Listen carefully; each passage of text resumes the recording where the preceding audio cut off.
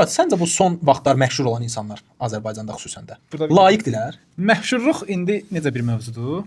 Yəni sənin kimi məşhur elədiyinə də bağlıdır. Yəni məsəl üçün desən ki, gic bir insan məşhur olur, bunu məşhur eləyən də gic bir kütlədir. Bax Baboşdur, nə bilim Lokkodur.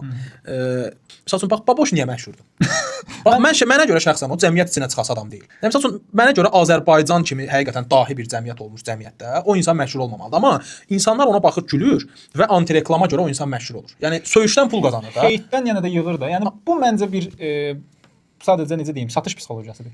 Və sosial sürümə. Çox gözəl də işləyir bizdə. Sosial sürümədir bu. Və səviyyəsiz insanlar məşhur olur və sosial sürümə gedir. Yəni biz burada nəyisə danışanda heç nəyi biz düşünürsən ki, nəyisə həll edəcək. Eləmirik. Mən sadəcə mənim ürəyimi ağrıdan bir sözdür ki, bir situasiyadır, ürəyim ağrıyır. Ürəyin ağrıyır. Bax mən onu düşünürdüm ki, keçən dəfə. Okay da, uzaqdasan, 3000 km, 4000 km uzaqdasan ölkəndən, danışırsan qıraqdan, rahatdır.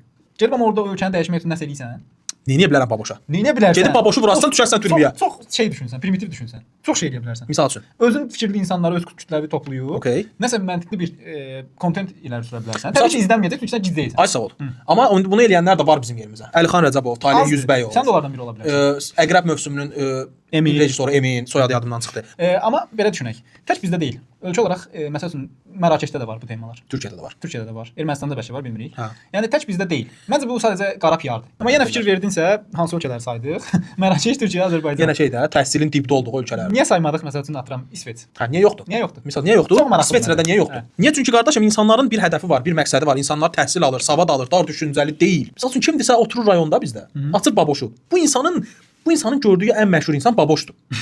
Baboş bu arada burada bir nümunədir. Murat, yəni sənə verilən internet mənə də verilir. X şəxsə də verilir. Sənin orada axtardığın sən girib ora Baboş yazır. Elon Musk yazmır və yaxud S&P 500 yazmır. Okay, bir dənə problem var. Bir dənə problem var, həqiqətən böyük bir problemdir. Səncə Azərbaycanın dahi bir şəxsi var bu dəqiqə? Hansı sahədə? Məsəl üçün Türkiyənin İlber Ortaylısı var. Celal Şəngörü var. Azərbaycan kimi var? 100% var. Mən bilmirəm. Niyə bilmirik? Bilməmək də bizim səhvimizdir. Mənə görə göstərilmir. Mənə görə idol ola biləcək insan, idol deməyim, okay, Türkiyənin İlberi, məsəl üçün Azərbaycanın Turalı, DJ Turalı. Hə. Mənə görə çox gözəl məntiqli ifadələri var. Yəni bir insan hər şeyi ilə %100 ola bilməz. Yəni hər şey gözəl düzgün danışa bilməz, səhvləri ola bilər. İlberin görə səhvi yox. Yox, var. Deyim sənə ki, Kəramət Böyütür. Karantin vaxtı 2020-də mən evdə oturdum, sadəcə onun belə getdiyi podkastlara falan baxırdım. Amma o da bir, yəni Azərbaycanın dahisi deyil deyərdim. Dahisi deyil, amma kefli İskəndərdir. Bax, adicə bir şey deyim.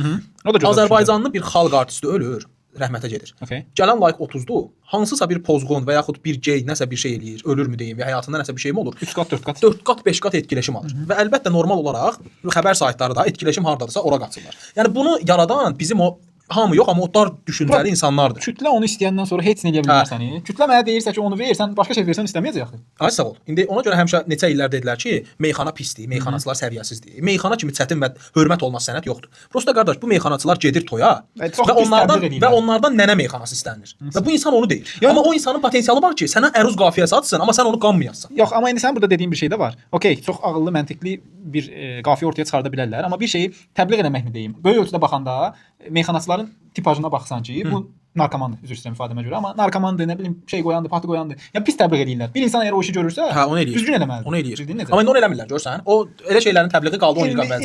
İndi keçmişik, təbii ki, insan da keçmişdən alır fikirləri, ona görə. Amma orası elədir, amma yəni mən demək istədiyim odur ki, meyxanaçılara səviyyəsi kimi baxır, deyir bu nədir, cəmaətin nənəsindən məsələn. Qardaş, toyda tələb olunan odur. O insan sən istəsən, sən Seyid Əzim Şirvanidən qafiyə açıb deyə bilər, amma sən onu qanmayasan, sənə maraqsız gələcək. Çünki məclisdə o lazım deyil.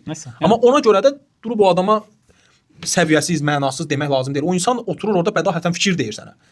Bir çərçivədə. Yəni ümumiyyətlə sonlandırmaq üçün demək istəyirəm ki, belə şeylərin məşhur olmağında o məşhur olan şəxslərin günahı yoxdur. Bizim kütlənin günahı var. Bizim o həqiqətən hamı yox, amma sırf onları məşhur edən kütlə, dar beyinli, dar düşüncəli kütlə günahkardır. Kütləni düzəltmək üçün təhsil düzəlməlidir, təhsil düzəltmək üçün dünya görüşü düzəlməlidir, sistem düzəlməlidir məncə. Bundakı biraz çox böyük ölçülü mövzudur. Çətindir. Nəsə demək çətindir. Oxuyun, oxutdurun.